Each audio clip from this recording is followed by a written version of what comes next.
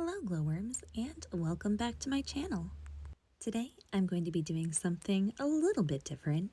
I'm going to be reorganizing my uranium glass jewelry display case. It's been a while since I've really gone through everything, so it's time for a refresh. The first step of this project is going to be emptying the display case entirely so that I have a clean slate to work with. There's a few miscellaneous items inside of the display case that I'm hoping to relocate to make room for a few new purchases that I made.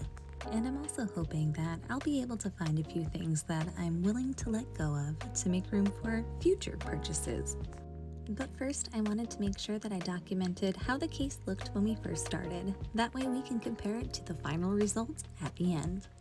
As I begin taking everything out of the case, I'm also going to try to sort the jewelry by type. That way I can really see how many necklaces, bracelets, earrings, rings, and different pins that I have. So as I get started, let's also take a moment to discuss the history of uranium glass and uranium glass jewelry. Uranium was first discovered in 1789 by a German chemist named Martin Heinrich Klaproth. Pardon my pronunciation. At this time, chemists were primarily interested in uranium's unique properties. At this time, uranium was also used as a colorant in glassware and ceramics. For instance, in uranium and Vaseline glass, uranium oxide was added to the glass mixture in order to produce their iconic opaque green and yellow hues.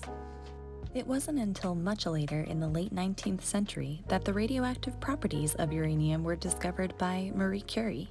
This ultimately led to a revolution in our understanding of atomic structure and the development of nuclear technology.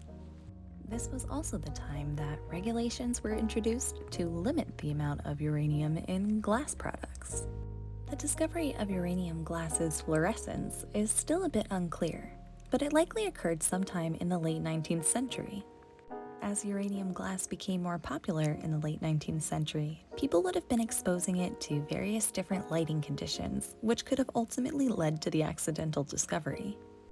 Due to its unique properties and historical significance, uranium glass has become a popular collectible. And while uranium glass is generally considered safe when handling properly, it is important to be aware of its radioactive properties and to avoid ingesting or inhaling any fragments of uranium glass. Now that the jewelry case is cleaned out and we have everything sorted, I wanted to show you some of my favorite uranium glass jewelry pieces. I've been collecting uranium glass jewelry for about 3 years now, and I most frequently find uranium glass brooches and pins. But my favorite thing to find are the uranium glass rings. And before rearranging the case, I did make a quick stop to Michael's to buy a ring holder for the display. I'm hoping that it will help make some of the uranium glass rings stand out a little bit more than they did before reorganizing. And after much deliberation, here we have it, my reorganized uranium glass jewelry display case. I ended up reorganizing this several times before I settled with this setup, and I'm still not sure if I'm completely satisfied with it. But I tried my best to create little sets of uranium glass jewelry without making the case look too overcrowded. Let me know what you think about how it turned out, and if you're a fan of uranium glass or vintage jewelry, be sure to subscribe for more content like this. Thank you so much for watching, and happy hunting!